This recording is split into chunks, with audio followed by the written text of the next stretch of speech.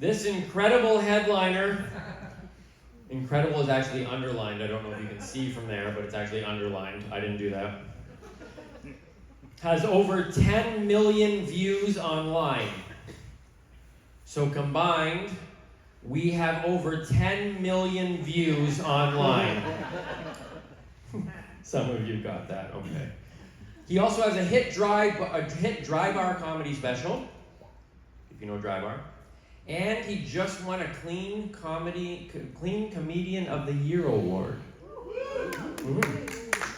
No, it was his family members. They voted on it. I'm not sure exactly how special it was, but you can acknowledge it in some way. I'm sure he'll talk about it. Would you please welcome all the way from Chicago, and then we brought him up from Virginia, maybe, but he'll tell you more about that. Please welcome back to the stage, Chris Wineland. Yeah. Thank you. Oh yeah. Everybody give it up for my dad.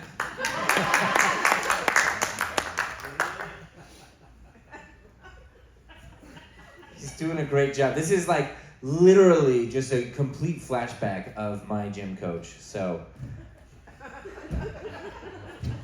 yeah, that was our last class. Roller skating. Good job, Timmy. You're gonna do the jump? Do the jump? Oh, this is gonna be very daredevil. Give it up for him, Timmy Boyle. Love that. And then I think, yeah, he did. He left a donut for me. You know I'm gonna eat that. But we'll wait. We'll time it correctly tonight. Man, that was fun. Also, I have to point out something that Timmy did. He peer pressured all of you guys to get up here. And he's like, I'm not going to, mention you guys. I'm not gonna make fun of you guys. Then this poor lady, he doesn't even call her by her real name, which is Selah, by the way.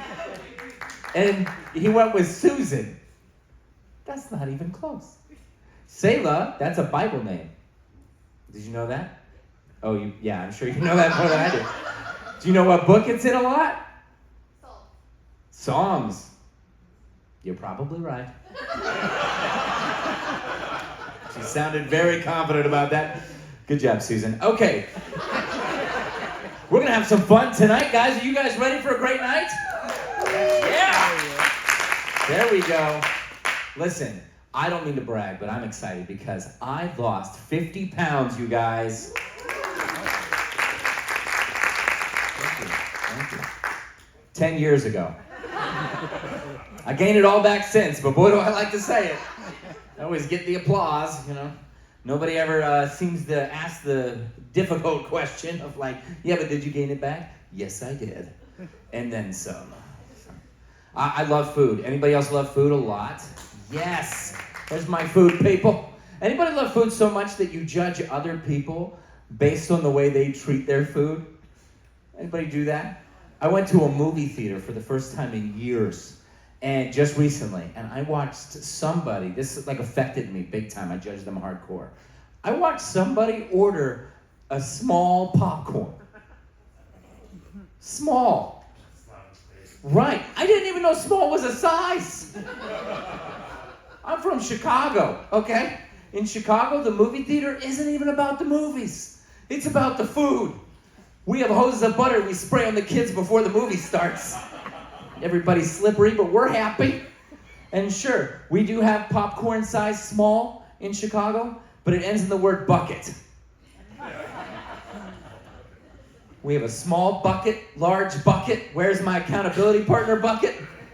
And then we have a family bucket, which is just a wheelbarrow of popcorn and your own personal butter hose. And that's not enough for me. I don't know if anybody else grew up this way, but my mom would always go, oh, we're going to the movies? I'll get my big purse. Right? Like the moment the movie started, it was a scene from Mary Poppins. She's pulling everything out of that bag. Oh, we got Snickers, Snickerdoodles, Kit Kats, M&Ms, Gobstoppers. Oh, who ordered the Chinese food? And the best part is you can eat like a pig because you're not the one cleaning it up at night. It's always some 14-year-old worker at the end of the night that's just like, who ate lo mein? Who did that? I love food. That's my problem. I've got a food issue for sure. I'm blessed to travel and do comedy, and I started to get into a place where I was like ordering like 3 or 4 different types of pizzas in my hotel room, and I would just eat them all. All right, don't judge me. Okay. They were delicious. All right, fine. I realized I had an issue, okay? But it was really delicious. And here's my point. I realized that it was an issue because my wife and I, we just had a baby. Thank you. Thank you. Thank you. Only one guy clapped. Nobody else seemed to care. Oh, you clapped. Thank you for raising your hand and saying, I clapped. Just so you know, I care. Good. Good for you. Everybody else, I don't know what you guys are doing, but good for you guys. And so I did. We just had a baby. I did all the work. And no, I did no work. She was, man, amazing. And let me just tell you, I didn't know this. Any of you guys that have, had a baby, the one thing that you've learned is that you can gain what they call sympathetic weight gain, right? And a lot of it, for me, is because of the cravings. The problem is, every craving that my wife wanted to have, I have always wanted to try. She would call me and be like, babe, on your way home, please, pick up cheese fries, Oreos, chocolate syrup, and ice cream, and I think I need to try it all at once. I'm like, babe, you have no idea. I have been thinking about that all day. I'll tell you what, I'm going to pick it up. If there's any leftovers, you can have some.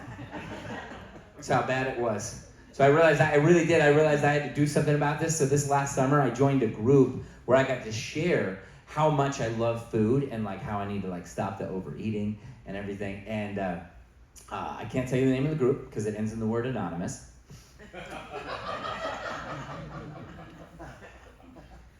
But I can tell you it starts with the word overeaters. And unlike any other anonymous group that exists, this one had a very strange rule, and they told me it, and I broke it, and I'm not in that group anymore. They said, hey, one rule and one rule only, you're not allowed to mention the names of foods. This is true, because everybody in that group will want to eat it. And then afterwards, we'll just all go and eat it, you know? And so I got up and I was like, but the problem is I had this food item that I really have to get off my chest. So I found a loophole. You're allowed to get up and you're allowed to say whatever name you want to say about yourself. So I got up and I said, hi, everybody.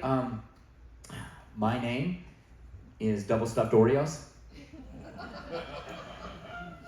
Everybody got up. We went to the fair. It was the best field trip we've ever had. And with all that being said, now I'm going to eat this donut.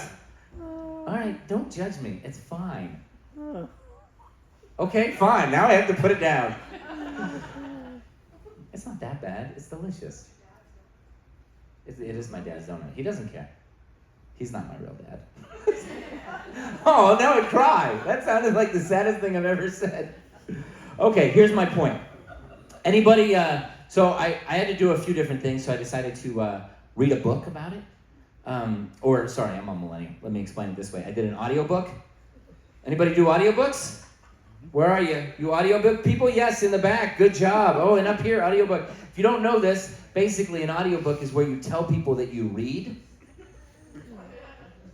But really, you pay somebody to read that book to you? And then you just tell people you're a genius? So I got this book and I was traveling from show to show and I'm listening. And it was a great book because it had 5,000 5-star reviews. It's from this woman about overeating. I'm like, great, sounds awesome. So I'm listening, and at the very end of the book, she goes, and that is why I wrote this book, for strong Christian women. I was like, I'm sorry, what? How did I M. Night Shyamalan myself? Okay, I did not see that twist coming at the end at all. But I should have, because all the hints were there. She would say things throughout the book like, do you ever step on the scale and take your ponytail off? I'm like, sometimes, yeah. She says, like, do you ever watch soap operas and eat a bunch of bonbons? I'm like, this lady knows me. So I had to find some healthy friends. That's what really has helped me. You know, it's It's about finding these healthy friends, and as soon as I did, they were like, hey, hope you don't mind, but we like to exercise and have fun. And they were liars. Because we did not have fun. Like to this day, all they do with me is exercise. I don't know where the fun is at. We just ran a half marathon. That's right, this guy in my build, ran a half marathon. You did not need to applaud that. You know, a lot of people that run, they look more like Great Danes, you know? When I run, I look like a pug. I start wheezing before the race starts. You ever wheeze? Wheezing is like whispering for the lungs. No, I didn't say anything. Why? So I did this half marathon just recently, and I was so bad at it. I was so bad at it, Sayla/Susan, that a 95-year-old man passed me. And he was walking. That's how bad I was. So I was like, all right, I can't do that. So then my healthy friends, they showed me places that a Chicago man had never been before. Places called gyms. Anybody ever been to a Planet Fitness? You guys have Planet Fitnesses around? Yes, okay. You have one Planet Fitness? I think that's all you need. Okay. Do any of you guys have the black membership? The black membership means you can bring another person. And I would love to come with you sometime because on Mondays, I think it is, they give away free pizza. So I would love to come if you don't mind. Please. So if you haven't been to a Planet Fitness, you need to go just to read the names of the machines because they're hilarious. There's this one machine. It does this. That is the most embarrassing machine I've ever seen in my life. Have you noticed how nobody ever wants to get caught on that machine? They're like, look, squirrel. One quick move. But do you guys know what they call this? They call it weird. That's what they call it. Sorry, sir. They call the machine the hip abductor. It abducts your hip. How does that happen? Hey, fat little hip. You like candy? Get in the van. Get in the van, you fat hip. You're gonna die. And then it just wakes up in a warehouse somewhere just like, when can I go home? When you stop eating cupcakes. Months later, someone's walking down the road. They're like, oh, Carol, you look great. Oh, thanks. It was the hip abductor. Completely abducted my hip. Tortured it for a couple of weeks. And now it's a vegan. By the way, this move will end all conversations. Just if you're ever trying to get out of one. So my wife and I, we've got 2 kids, and we've been married. We've been married 7 years. I bet nobody else has beaten that number. Anybody here? A round of applause if you've been married longer than 7 years. Who's been married longer than 15 years? Longer than 20? Oh, all right. Longer than 30 years. Okay, let's just go for it. 100 years.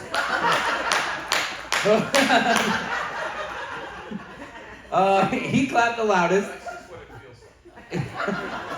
Yeah, you both are going to sleep on the couch tonight. I don't know. He clapped loud, and then he's like, that's just what it feels like. I'm like, good luck, you guys, with your marriage from this point on. Don't know why you made those choices. Okay, so I saw people with 30, 35 years, 40 years. Oh, okay. Can anybody get to 50? Anybody at 50 years? Wow. How many years? 54. 54 years. Give a round of applause. That's awesome. And how'd you guys meet? A dating app? Oh, okay. In a row. Look at this guy. All these men are just getting themselves in trouble. It's like, okay, and so in 54 years? That's amazing. My wife and I have been married 7 years, so If you ever need any advice, we know nothing. Absolutely nothing. But I love it. I love marriage. I've always wanted to be married, actually. That was my whole dream growing up as a kid. I just wanted to be married. In fact, we don't all that, okay? But it is a pretty cool job, yeah. It was a cool dream. I wanted to be married so much that even in my kindergarten, when I was in kindergarten, I proposed to everybody. And even they said it was too soon.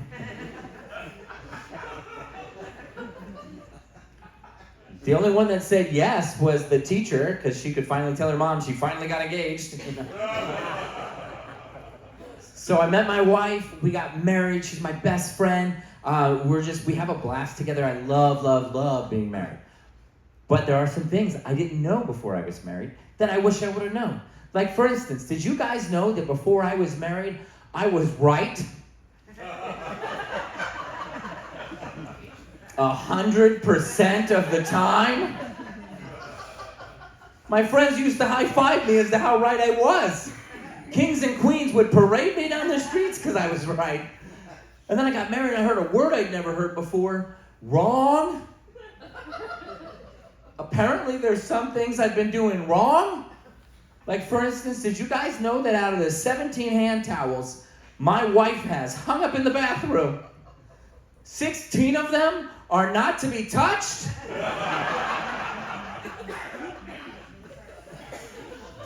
Apparently they're called show towels. I've heard of show horses. I've never heard of show towels. Who's going to my bathroom for a show? That's what I want to know. And then I have this other job that my wife gave me the moment that we got married. I don't know if any husband has this, but my wife, the moment we got married, this happened. Anytime somebody's coming over to the house, my wife makes it my job to clean the tub.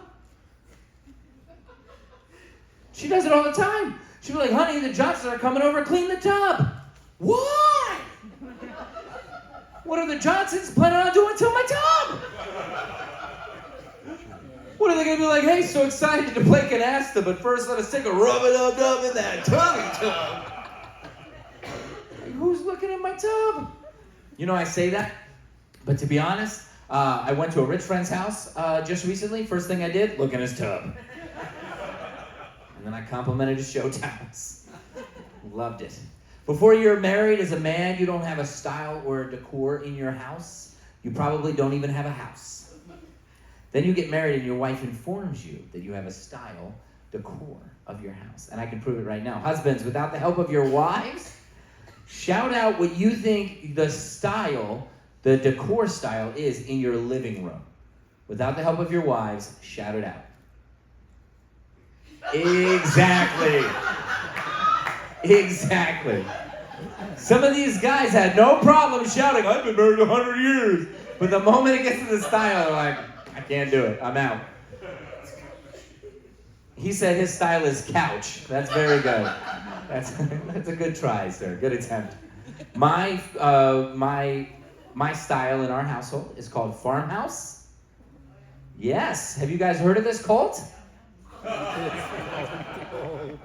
You know, when I first agreed, I thought this meant we were going to a farm. I didn't know what we were doing, but it sounded fun.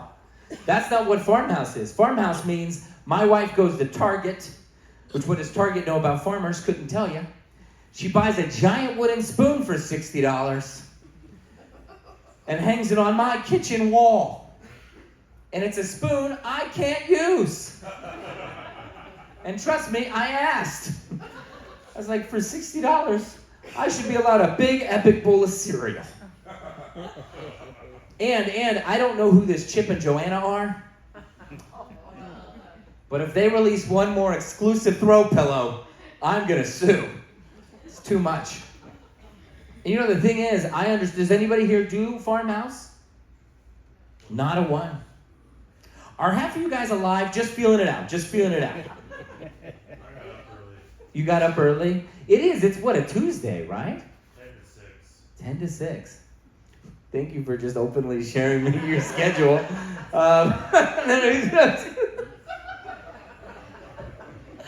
You know, 10 to 6 is not that bad of a schedule. Okay, here we go. Continuing on with the show.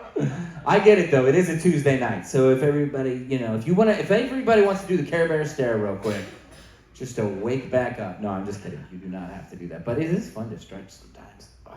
Okay, here we go. What was I talking about? Oh, farmhouse. Ooh, this guy's with me. He's like, I didn't have to work 10 to 6. I had a different schedule today. Good for you, sir. Yes, farmhouse. Oh, yeah, I know the answer to farmhouse. All you do is you take an item, you paint it white, you sell it for a bunch of money. Right? I'm going to go to my tool shed. I'm going to paint everything white, and I'm going to become rich. I'll be like, hey, this isn't any wrench. This is a farmhouse wrench.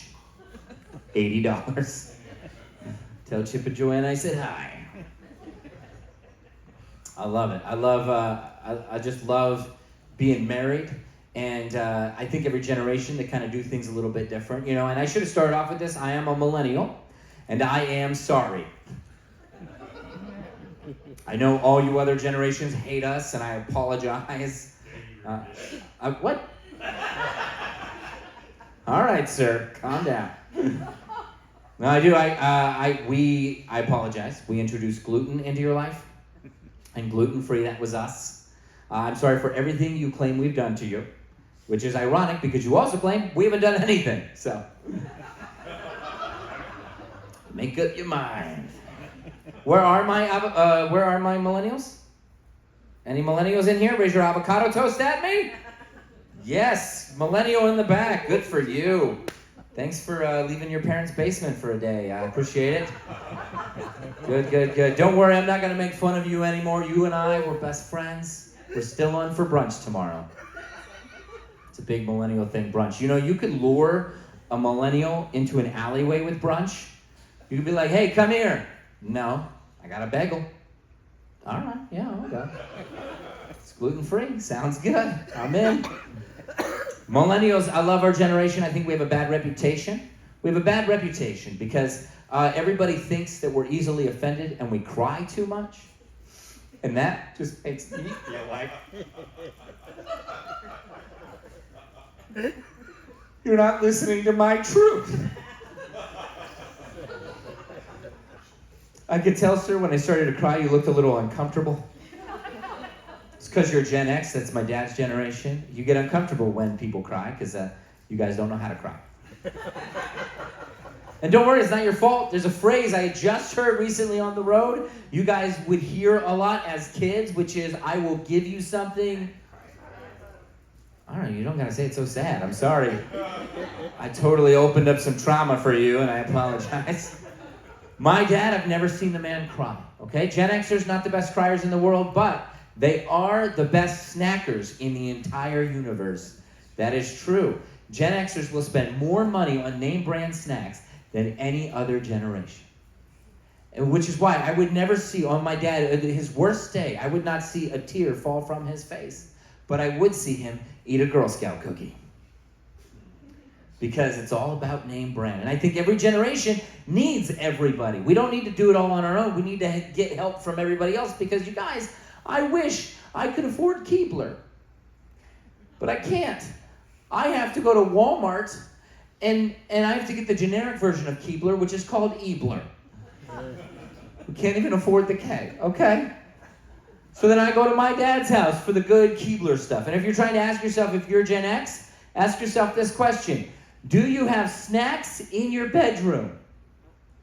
If the answer is no, none of you, there's no way. Wow, you guys must all be from the cool, fancy neighborhood here. I'm sorry to hear that. Not one person has a snack in your bedroom. Don't worry, we're all family here. You can be honest. Just like shout it, you can like throw your voice. Anybody got a snack in your bedroom? Okay, what is it? In the bag. Chips. Chips? Yeah. What kind of chips? The cheap ones. The cheap ones. Is there a brand name to them? Lay's. You have to hide the chips from the teenagers. Yes. That's why. Yes. That's No, why. you don't have to justify why you have Lay's chips in your room. But as you notice, that's a name brand snack. Yeah, very good. And then you have snack. What is it? My brother owns the house, and I'm in a rooming house. Okay. So I have a full mini fridge in my bedroom. Oh. But I have like Triscuits and Triscuits. See, did you hear? Another name brand snack. I wish I could be you guys. Triscuits are really expensive. So Yes. You have to get them when they're on sale. You guys have it all figured out here. Because he just said, Triscuits are really expensive, so you gotta write the moment when they're on sale. And then somebody just goes, that's right. Gotta get it on sale. Good for you guys. Last night, somebody said that they had a brand, and it was called No Name. And so I didn't realize that that's a brand. And we were going back and forth, and they're like, No Name. And I'm like, what's the name? Like it was who's on first. They're like, I told you, No Name. I'm like, so confused. So Gen Xers, you guys are the best snackers in the world. Gen Zers, that's the generation younger than me, worst snackers in the entire world. Never ask a Gen Zer to go to the kitchen to get you a snack because they'll be gone for an hour because they'll be too busy making a TikTok tutorial. Now, where are my Gen Zers that's younger than me? I see at least one. Where are my Gen Zs? You can applaud a little bit so I know, or raise your hand. Are you the only Gen Z here tonight? So you would be basically 2000, anytime after 2000. Okay. How old are you? 14. Yeah, you would be considered Gen Z. There's Gen Alpha, which is after you. So they're more like babies. If anybody has a baby, those are Gen Alpha, which is just like the coolest name of any generation. They seem like they're gonna like transform into like a werewolf or something. I don't know what's going on. Rah, I'm Alpha. But you are Gen Z. Now I can already tell that you're cool Gen Z. So what I'm about to say about Gen Zs does not include you. Okay? Because I don't want you to fight me after I say this. She probably can't fight me, but she could cancel me. And that's what Gen Zs can do, okay?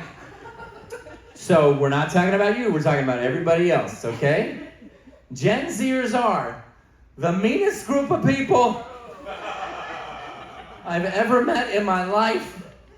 Have you ever noticed Gen Zs, if Gen Zs were an animal, they would be Chihuahua. Because Chihuahuas are only nice to other Chihuahuas. The moment you walk by, they want to bite your head off for no reason.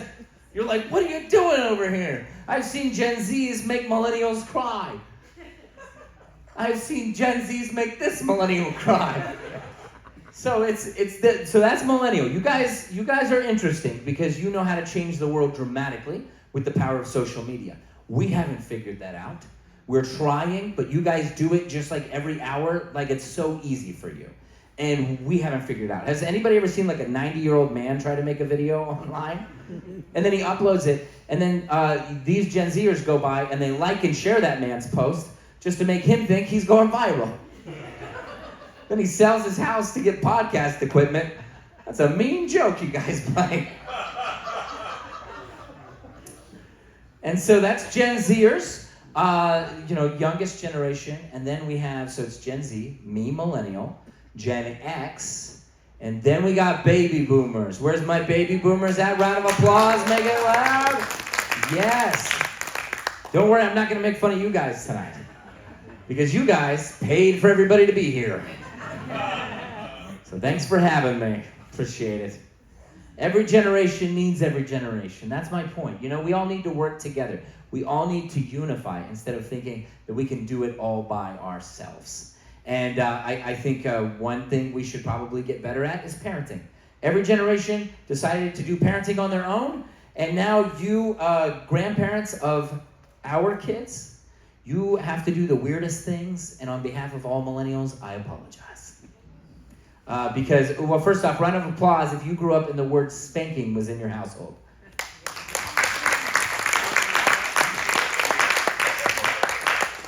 Some of you guys clapped pretty loudly there. Sounded just like the spankings, I'm sure. That was good. That was spot on. You actually gave me trauma for a second. I was like, Dad?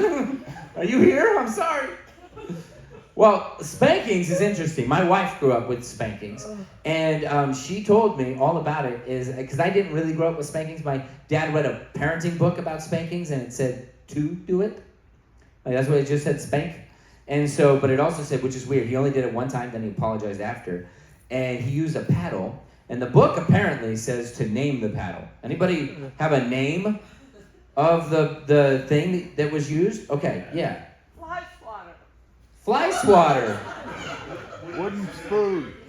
Yes, wooden spoon. No, but he was told to like name it, introduce it into the family, let it be a part of the family. So it was a big wooden paddle, and he called it Woody. And I could not watch Toy Story for years. And so I only got spanked once. My wife grew up with all that kind of stuff. And apparently what would happen is she almost never got spanked. Because what would happen is if she was acting out, her mom would just go, hey. And then that would be it. She would just look. And then it was all over. So there's spanking. Some people do spanking. Anybody grow up with timeouts? Yeah? No? They're not here. They're all still in timeout, apparently. Well, if you don't know, my generation has decided we don't like spankings and we don't want to do timeouts. It's true, we don't do timeouts anymore. We think it's isolating, which is the definition of timeout. So go figure. What we do instead is way more annoying, way weirder, and also doesn't work. We basically talk loudly in public. If you ever want to see this, do you guys have Walmart? Okay, good. Go to a Walmart late at night. You're going to watch a kid just slapping strangers, okay? And you're going to have to watch, the millennial parent has to step in. I think Walmart has been crazy because it's always been a weird place. You know, you walk in, especially late at night, you see the weirdest stuff. People are rude all the time. I don't like it. I don't like how rude people are. Have you ever opened the door for a stranger and halfway to the door you realize that they don't deserve it? And more, so you just slowly close the door back up when they're only inches away. And you just do that move right there. Well, I think, especially after COVID, people have gotten meaner too. I don't like when people cuss in public. I especially don't like it when people tell other people to go to HE double hockey stick. Right? So I just tell people to go to Walmart. It's the same thing. Except that hell is known as a fiery place. And if you've ever walked into Walmart, you'll notice that nobody there is hot.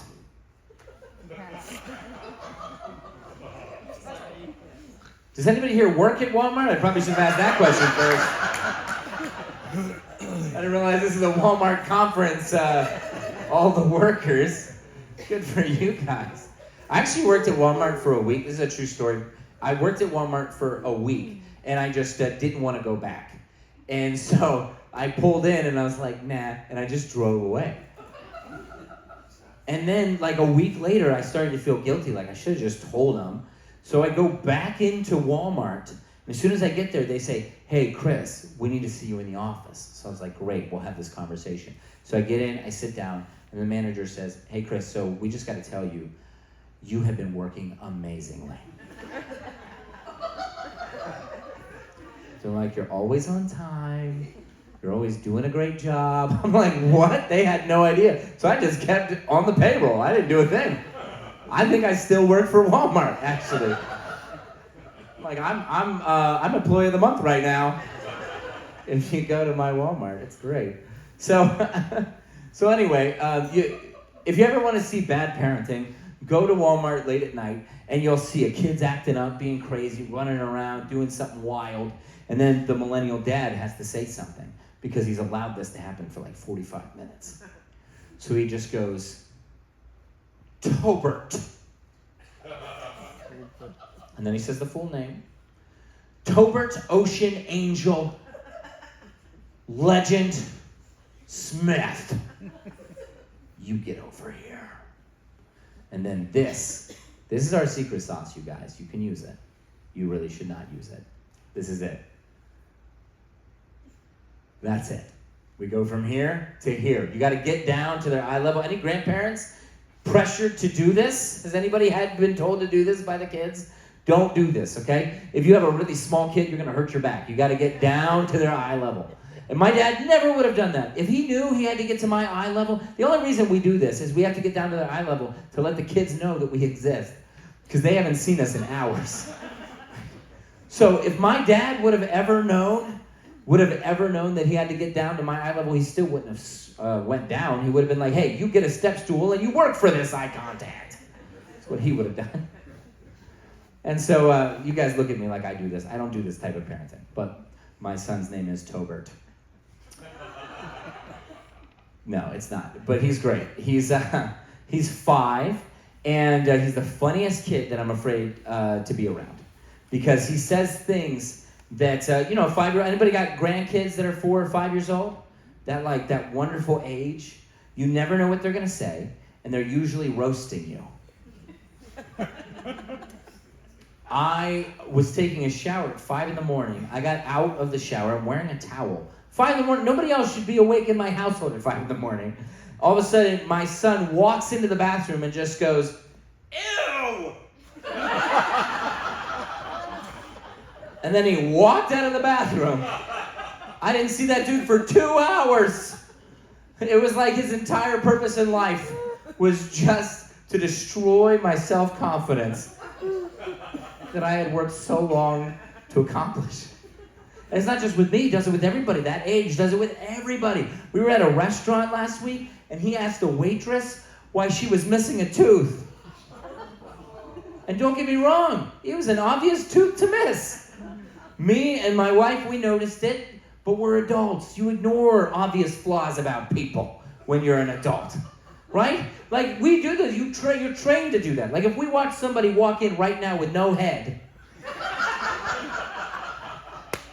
half of this room would be like, "I like your sweater."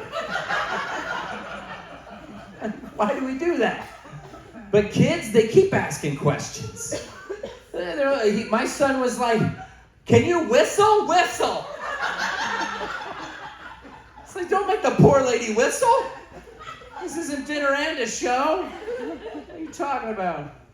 Before I was married, I never expected all these things. And before marriage, you learn there's a 5 love language test. Anybody ever take the 5 love language tests? Yes. What is your love language? Giving. Okay. I feel like you made that up, but good job. Anybody else know their love language? Words of affirmation. Words of affirmation. And I appreciate you for sharing. That was a good joke. I don't care who you are. Well, my wife and I, we had to take a test before we got married of the 5 love languages. We learned our 5 love languages. And the problem is there's a language that they never put on there. A love language that they never put on there that I have to do. And that love language is called taking out the trash. And I have to do it every time. But now I have a 5-year-old son. So guess who gets that love language? Plus $5. No $5. He has to build his character. Okay? Because I'm like, listen, this is going to make you brave and strong. And he's like, it's dark outside. I'm like, listen, Jesus is with you. You're going to be great. You're going to be great. So we would just do all sorts of things. And I said before I was a Walmart worker, because millennials, you never know what a millennial job is going to be. I used to have so many different jobs in the world. You never know. Have you ever asked a millennial what they do for a living? They look at you like they're hoping you give them the answer. And the real answer is, we're all Uber drivers. It's the real answer. Has anybody ever been an Uber driver? Yes? Are you an Uber driver now? Uber Eats. Thank you for your service. Appreciate it. That's a hard job, okay? Uber and Uber Eats. Why? Because they can give you any star rating that they want to give you. And I hated that. I used to be an Uber driver because I was a middle child and now feel the need to have my personality rated every 10 to 12 minutes. And I did not like being an Uber driver. And I got to be honest, now that I'm not an Uber driver, I love judging other Uber drivers. Like, I like to treat each and every Uber driver like a stepdad. I like to be like, hey, you got any snacks? No? My other driver had snacks. You're not my real driver. Millennials love that joke. We'll do questions at the end, thank you. And I'm glad that you do Uber. What's your star rating right now? 5. Good. I did Lyft as well, which is like Uber, Okay. but I had a 5-star rating the whole time. Oh, okay. Well, good for you. He and I are just having a Great conversation. Everybody else is just like watching. Good for you guys. I'm glad that you have a 5-star. It was hard for me to maintain the 5-star. And I gotta be honest, I think that it's just weird that we live in a society where you can give a rating to anyone at all whatsoever nowadays. I think that's weird. But I do think we should pick and choose some things. Like we should start to rate people's conversations because it would help people to stop saying stupid stuff. Right? Like, have you ever gone to a store with somebody and you text them, you guys split up, you want to meet back up, so you text them, hey, where are you? And they reply, I'm over here. What kind of an answer is that? Like, I once went to a grocery store with a buddy of mine, and we split up, I wanted to meet back up. I said, hey, where are you? He sent me his location via Google Map. You know what pops up? The address to the building I'm in. What does he think it's going to say? Melon aisle? That's what he's supposed to say. He's supposed to say melon aisle. And I saw him and he was like, no worries, man. We say no worries, my generation. We say no worries when there's a ton of worries, right? Like, no worries. I work Uber Eats. No worries. No worries. I love it. I love saying no worries. I love all the phrases that every generation said. What's that phrase that you said growing up? Who can shout out a phrase you said when you were like, I don't know, a teenager? Groovy. I like that. What else? Dude. I like that. Anybody else? Cool. Cool. These are all just words now at this point. Far What is it? Far out. Far out. I love that. Did you guys say far out a lot? No, you did not. What was your phrase you would say all the time? You don't know you haven't? You didn't have a phrase your entire life. Wow, that's very impressive. I have one that no one ever has. Okay. Whatever the weather. Whatever the weather. Oh, I like that. I think you just gave her a phrase. Before she's like, no phrases, whatever the weather. Oh! I've been waiting my whole life for that phrase. We have so many phrases. There's a phrase right now that's very popular. It's called that's ghetto. We say that's ghetto in the States. In Chicago, we say it all the time, that's ghetto, but we always say it when it's never ghetto. I was at a coffee shop the other day. I saw somebody use this phrase. By the way, I love coffee. Anybody like black coffee? Raise your hand proudly. If like no creamer, no sugar, you like the black coffee, raise your hand. Perfect. I just read an article that said that those that drink black coffee are most likely to be psychopaths. And I had them raise their hand for you. So you guys can just sleep with one eye open tonight, sir.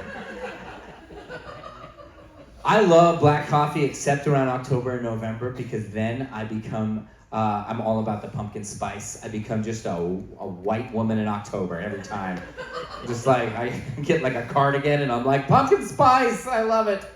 But what I don't like in October is there's just, I haven't gone to Starbucks too often, but I go for these pumpkin spice lattes because otherwise I'm just like a black coffee kind of guy. So I went to Starbucks recently. For the first time in a long time, I forgot. At Starbucks, you don't just order coffee. They speak an entirely different language at Starbucks, right? Especially those Frappuccino people. The ones that are like, oh, I have a Frappuccino, Mochiata, latte. I didn't know what to do when it was my turn. I just walked up, spoke in tongues. I'll tell you what, that was the most amazing drink I've ever had in my life. It was heavenly is all I'm saying.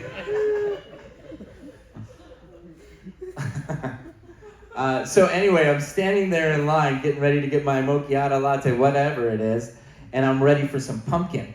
And the person in the front of me goes, hold on, you guys don't have any oat milk? That's ghetto. I was like, no, that's not ghetto, okay? I'll tell you what is ghetto. You still live in your parents' basement, okay? That's ghetto. And so there's just so many different phrases and so many different things. And it's interesting, especially in church. I know we're in church. A lot of people, you learn church phrases, right? Like, God is good. All right, 5 people knew that phrase. Good job. I knew it. I used to be a pastor, actually. I say used to be. The congregation doesn't know yet. I figured when they come back, I'll come back, you know?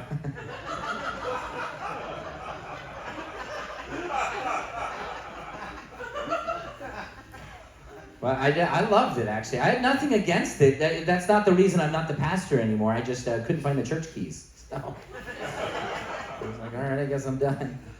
But for the longest time, I was both a pastor and a comedian at the same time because I wanted to know what it was like to work 2 jobs but get paid as much as half of one. And if you've ever wanted to know what a pastor does during the week, I have no idea either. And I used to do it, okay?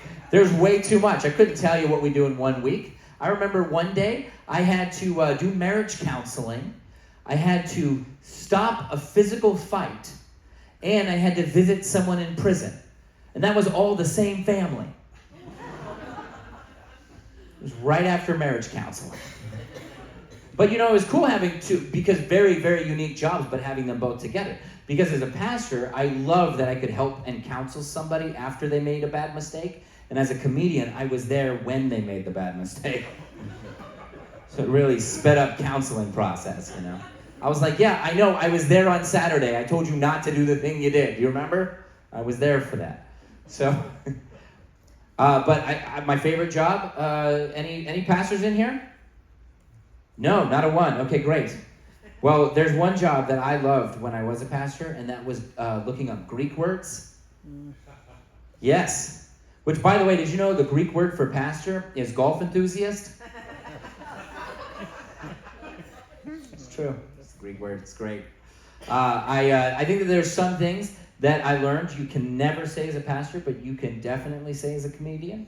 For instance, I am not that big a fan of Chick-fil-A. I'm not. You guys have Chick-fil-A near you, or you have to drive a while to get to it? London. Christians, all of us Christians, except for me, think that Chick-fil-A was created by God himself. As if God made that on the 6th day. But that doesn't make any sense. Because why would God, because he rests on the 7th day, why would God make a fast food place that he can't enjoy on his day off? You know what chicken place is open on Sundays? Popeyes. Anybody like Popeyes? You love Popeyes? Yeah, Uber Eats guy. He loves the Popeyes. We got a couple Popeyes fans in there. I love Popeyes. You know Popeyes is available to everyone every day, much like the Lord. Mary Brown's So, better. what's better? Mary Brown's. Mary Brown's. I haven't had Mary Brown's. They have better potato wedges. Okay. This guy's giving me all the tips. I love it. I did have that chalet chicken. Is that similar? Oh, that was good. This dip. You don't like Swiss chalet, sir? Well then listen, you need to take me there so I can convince you. Okay, then you'll just buy it for me and I'll just eat it and you'll stick. I'm down for that too. We can. Okay, good. Yeah, you'll just wait in the parking lot. I'm down for that. That's fine with me. Well, here's the thing. I think food, you guys all just proved it. Food means something to all humans, right? We all love food. And you can even see that. It goes all the way back in the Bible. Food was a big part, even in the Bible, because the first sin was what? Food. The first sin was food. Now, there was something in that you were not supposed to eat in that food that affected our body wrong. I'm pretty sure that it had Red 40 in it. You guys don't have Red 40 anymore. But in America, we have it. And it's something that makes everything very colorful. But it's very, very unhealthy. And I'm sure there was Red 40 in that fruit because God was probably like, hey, don't eat from that tree. Why? Will it bring in sin? That and ADHD. Don't do it. But it was, the first sin was fruit. Now, personally, I don't think I would have eaten fruit. If it was the hoagie of the tree of good and evil, I think I would have gotten there before Eve did. All right? But it was fruit, which checks out that the woman ate the fruit first. A man never eats fruit willingly. Right? A man never eats fruit willingly. Let's be honest. The only reason he ate the fruit was because his wife was naked.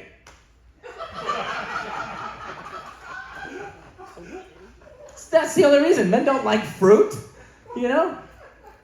It was only because of that. I mean, that's exactly why strawberries sell the most on Valentine's Day, okay? I'm going to give that one a second. It's no big deal. You know, men, they're not thinking. They're just making the whatever decision that they need to make. They're like, fine, whatever. And nobody ever talks about this. But Adam actually had the worst punishment of all. Because the moment he sinned, Eve put clothes on. They didn't even know what clothes were. Now she's fashioning fig leaves together, and he's like, what are you doing? He's like, God, you know I never would have asked for this. But see, as a pastor, I could never say that on stage, right? People would be like, you can't say the word naked. My kids are here. Like, okay, yeah, but your kids was just playing dodgeball with me on Wednesday, and they cussed me out. So I don't think my language is the problem. So anyway, it's all weather. Is that the phrase? What was the phrase? Whatever the weather. Whatever the weather. That's her new phrase, everybody. No, I came over No. Friday. Whatever the weather, I'm still gonna visit my friend. Oh, I like that. It's about visiting a friend. Whatever the weather, we'll visit the friend. Well, okay, good for you. Thank you. I appreciate that. So, okay, so here we go. We're gonna get back to phrases, right? So you say no worries. You say all these things, and my generation says a phrase that you only hear one time when you're really, really, really angry. And the phrase is this: I'm not upset about that, whatever that is. I'm just upset that you lied to me about it. Anybody hear that phrase before? I said it one time. I've only said it one time. And this was a weird circumstance. I went to the hospital for a routine surgery, but there were complications, and I died. Thank you for laughing at that in the back. I did. I died. I actually said that one time at a comedy club, and somebody shouted, "Did you come back to life?" Like, nope. Still dead.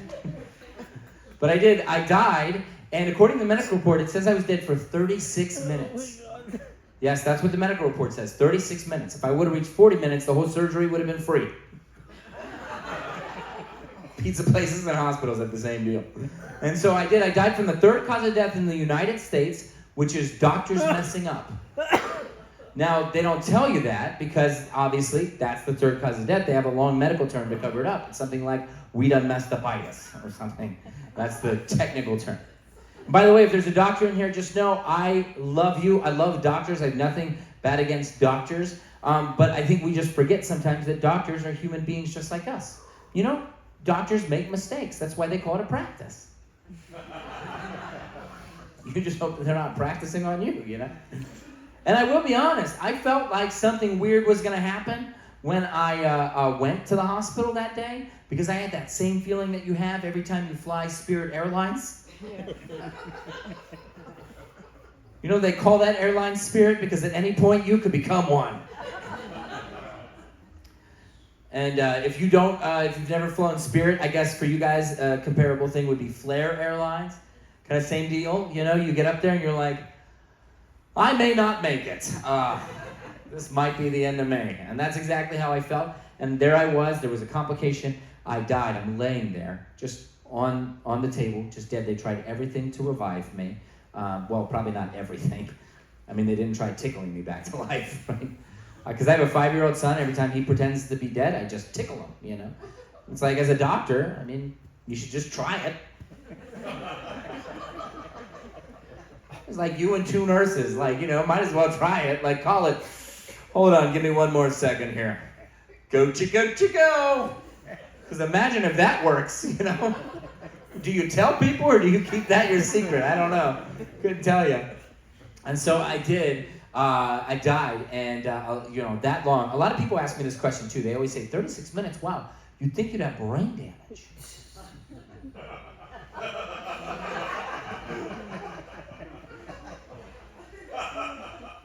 You'd think I'd have brain damage. I don't have any brain damage. You'd think I'd have brain damage. I don't have it. But I also get this question. People say, wow, 36 minutes. Well, you'd think you'd have brain damage. You'd think I'd have brain damage. I don't have any brain damage. You'd think I'd have brain damage. I don't have it. But then I also get this question. People say, wow, 36 minutes. You think you'd have brain damage. Could you imagine if I just did that for an hour?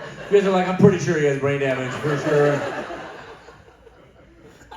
So I did, I died, and then they tried everything, then out of nowhere I came back to life. And what's crazy about this is that my mom was actually praying for me in the chapel at the exact same time that I was there and coming back to life. And I believe God had a huge hand to do with that. And what was cool was not only did I come back to life, but my relationship with my mom came back to life at that exact same moment. Because up until that point, I hadn't spoken to my mom in years. In fact, when I went to the hospital, I told them that I specifically, because I had such a grudge, that I specifically did not want my mom to come see me. And so they put her name on a list, and they wouldn't let her anywhere except the chapel. And I only say that for two reasons. One, so that you could just know that that's where my heart was at. And two, if anybody here is ever running from anyone, just go to the hospital, put their name on the list, and you're going to be fine, okay? Because they were that good. So she all she could do was just pray for me, and she felt like something was going on. She prayed for me. And what was cool was that my relationship with my mom came back to life. That it took about a year, but God did something in my heart, and I learned to forgive. And I only say that. I don't say that every show. Very few times do I say that. And I only say it sometimes when maybe somebody needs to hear that in case there's a bad relationship, you haven't talked to somebody in a long time. You never know when God can bring something back to life. And I actually saw that with my own eyes when I went to a Dollar Tree. You guys ever like a Dollar Tree? Anything like? Yeah. Yes? Okay. I was at a Dollar Tree, and I met a crazy lady. And I know she was crazy because she told me she was crazy. That's usually a dead giveaway. She saw me, and she kept staring at me. And I was like, this is weird. And she walks up to me, and she goes, hey, I have a question. I'm pretty sure you're a comedian, right? I saw you on Huckabee. I saw you on Dry Bar. That's right, you're a comedian. I said, yeah, I am. She goes, okay, well, first off, I need to tell you, I'm crazy. And I said, okay, continue. And she goes, well, here's the deal. I'm from out of town, and my daughter is having her 40th birthday party tonight, and I would love for you to come and perform at her house. And I said, no, thanks, I appreciate that, but I'm good. And she said, well, her husband's very rich. And I said, okay, yeah, what time should I show up? So I go in at about 9 o'clock at night to this house, and she was right. It is a rich house. It's a mansion. The tubs were immaculate. And I go in and I do 20 minutes, and it's just like 10 people, and they're all just staring at me, and I'm trying to do it. And I said, at the end, I said, happy birthday to you, random lady. You're a crazy mom. Told me to just tell a little bit of my testimony because she knows I'm a believer. And so I just share that very small part that I shared with you, how my mom and I had a bad relationship. God brought it back to life. And I noticed that all their jaws dropped. So then I go to end the show. And the lady whose birthday it is comes up to me and she goes, hey, I got to talk to you. And I said, okay, great, what's up? And she goes, well, first off, you got to know, my mom's crazy. And I said, yes, I'm very aware at this point. She goes, no, you don't get it. It's not my birthday. I'm like, I'm sorry, is this one of those things where rich people kidnap poor people? Because you got to let me know that kind of stuff so I can call my family. And she goes, no, you don't get it. She goes, it's not my birthday. I haven't spoken to my mom in 15 years.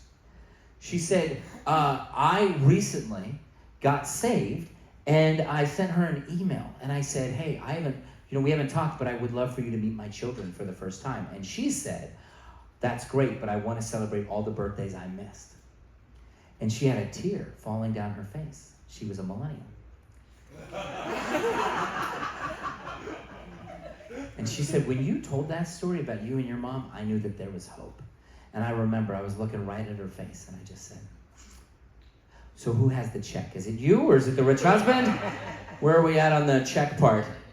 So anyway, I go years and years and years down the road after I had died and come back to life. And the doctors told my parents that I was just gone for a few minutes. They said I was allergic to anesthesia and I was dead for maybe 3 minutes. I tell my family doctor this years down the road. And she goes, that sounds sus, which is another phrase we say. She says, that sounds sus. Let's get a medical report. I'll read it to you. We'll go from there. So I said, okay, great. So she reads the medical report to me, and she goes, okay, here's the deal. You weren't dead for 3 minutes. You were dead for 36 minutes, which, by the way, people always ask me, 36 minutes? Why, you think you'd have brain damage. You think I'd have brain damage? I don't have any brain damage. You think I'd have brain damage? I don't have it. And she said, you've been dead for 36 minutes. They gave you 5 different types of anesthesia, 4 of which is lethal. It's a miracle you're alive. And at that point, I said the most millennial thing I've ever said in my life. I said, I'm not even upset that doctor killed me. I'm just upset that he lied to me about it. And I'm going to end with this one last thing here, because you guys have been great. Are you guys having fun tonight? Yes. So you're going to notice in the back over by the table, I have my laptop up, and there's a QR code that you can scan. And in that QR code, you're going to win. Somebody is going to win a raffle tonight. I'm going to email it to you, and it's it's a digital book, a digital copy of my book. So back there, I only have I have no more books left. I sold them just recently, so I'm out of the books, but you can order it on my website, chriswendon.com. And they became an Amazon best-selling when I was on Huckabee. He promoted the book. And it ties in a pop culture with the gospel. It's just a cool little unique book that I hand out to comedians and entertainers all across the country. It's kind of cool. And so a lot of churches have enjoyed just buying it. People like to buy it. So you can buy that for me, and I'll send it over to you. I'll mail it to you. I'll even sign it if you'd like. And then the other thing is, and I just realized I didn't bring it up, but I have a t-shirt back there. I only got 4 t-shirts left. Okay? And they are the most millennial but coolest thing ever. They have a big QR code on the shirt. And on the shirt it just says, "Don't ask, just scan." And when you scan it, you get Rickrolled. And if you don't know what Rickrolled means, Rickrolled is what we do on the internet to people. And it is Rick Astley playing the song "Never Gonna Give You Up." You know that song, "Never Gonna Give You Up"?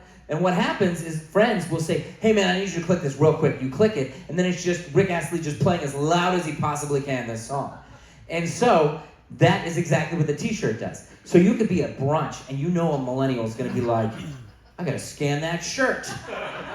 And then all of a sudden, just Rick Astley just starts belting "Never Gonna Give You Up." And he's going to realize what you did to him, and it's wonderful irony. And you deserve it. So I only have 4 shirts left. You can always order online, but I would love for you to order in person, especially with Canadian cash, because I only have like a toonie and a loony. And I want to collect them because they're shiny. Okay, here's the point. So I say all that to say, I'll be back there. Make sure you do the QR code and and get the last remaining shirts. Whoever gets the final 4th shirt gets a high five. Okay. So, this is the last thing I'm going to say. My phone number used to belong to a guy named Andy. And I know that because Andy never told anyone he got a new number. Anybody have that? Yes. People would text me all the time. They say, "Hey, Andy, how's it going? Hey, Andy, what's up?" And I was nice at first. And I said, "Actually, this isn't Andy. My name's Chris." And they would reply, "Ha ha, yeah, right, Andy." So, I'm a really nice guy, but I'm also a comedian. So I let it slide twice, and then by the 3rd time I decided, that's it, I have to embrace it. I will become Andy. So I'd get these texts all the time, and I'd say, "Hey, Andy, can you take my shift at work today?" "Absolutely." "I'll be there. You can count on good old Andy." And I would just start texting weird things to people that thinking I'm Andy. They'd say, "Andy, what's up?" "Snowman emoji." "What's a snowman emoji mean?" 36 snowman emojis. "Why are you sending me all these snowman emojis?" 108 snowman emojis. "Please stop." Snowman emoji, snowman emoji, snowman emoji. So then one day I get this text, and it's somebody goes, "Hey Andy, what's new?" So I made something up. I said, "Well, just got a dog." They said, "Just got a dog? Huh. How's Louie handling it?" I sent a text immediately without thinking. And send it out. Have you ever sent a text that you immediately wish you could pull back? She said, "How's Louie handling it?" And I said, "Louie's dead." To which she responded by just calling the phone a whole bunch of times. And me and my buddy, who originally thought it is funny, is now panicked. Because we're like, what can we do? Neither of us are Andy. We can't answer and be like, "Hey, it's Andy. It's everywhere. I gotta go. Bye." Like, what are we gonna do? So I let it ring, and I ignored it for a few days. Finally, I turned to my wife, who's a great writer, and I said, "Honey, could you please write to this poor, poor lady, because I'm feeling bad now, and tell her how Louie died?" That's how deep I am into this prank. I'm like, we're still going. So she writes this long message, she chuckles, she sends it out. I read. and says, hey, I'm so sorry that I haven't responded, but we just finished a 3-day funeral for Louie. A 3-day funeral? What even is that? She goes, here's what happened. I was driving down the road. I saw a beautiful blue chair on the side of the road. I thought, why would anybody get rid of this beautiful blue chair? So I took it home. But what I didn't know is it had a big wobbly leg, and if you sit it down wrong enough, it'll just collapse to the floor. And Louie's been doing this thing where Louie likes to go in and out of chairs. So while Louie's going in and out of the chair, I sit down and bam, Louie's dead. Now I think this is a perfect time to pause in the story and remind you all, we don't know what or who Louie is. Like, sure, Louie could be an animal, or according to that story, Louie could be a really strange roommate. It's just like, hey, is that the new chair? Oh yeah, here we go! And I'm dead. That's how that would have happened. So we send out the text, and she goes, oh, that's horrible. So I think we're out of the woods. 2 weeks go by, I get this text from the same woman. She goes, Andy, ... I got some questions. She sends me a screenshot of Andy's Facebook page, and it's got a post of him sitting on a couch with a cat. And it says, hanging out with my cat Louie. She goes, Andy, I have a question. Because you told me 2 weeks ago that Louie died from a horrific blue chair accident. But then you just posted an hour ago that you're hanging out with Louie. Did I miss something? Now there comes a time in every man's life where you need to fess up for your mistakes. This was not one of those times. She said, did I miss something? And I said, actually, yes. Louie didn't die physically, but emotionally. The blue chair was a metaphor. And she said, oh, that makes sense. No, it doesn't. That does not make sense, crazy lady. You need to look at the red flags. But then I realized, whoa, I've never known anything about Andy. Now I know what he looks like. I know his whole post. I know his family. I know what he can do. I can become Andy. I was in a deep place in my life. So I go into his Facebook page to do a whole bunch of research. And as I get on there, I start to realize that there's a whole bunch of people on Facebook asking him why he's been texting weird things. Because what I didn't tell you guys is I had been doing that prank for an entire year. So they're texting, they're saying things that are like, Andy, what are you saying to me? Another person is like, Andy, please stop sending me snowman emojis. And finally, the last person gets to the heart of it and says, Andy, listen, I've been texting you for a while now, and you've been saying really weird stuff. Is that you? And Andy commented underneath the post and said, nope. It's some comedian with my old number, and I just let him mess with people. And he knew about me, and he was totally cool with it. Thank you guys so much. You guys have been great. Have a good night.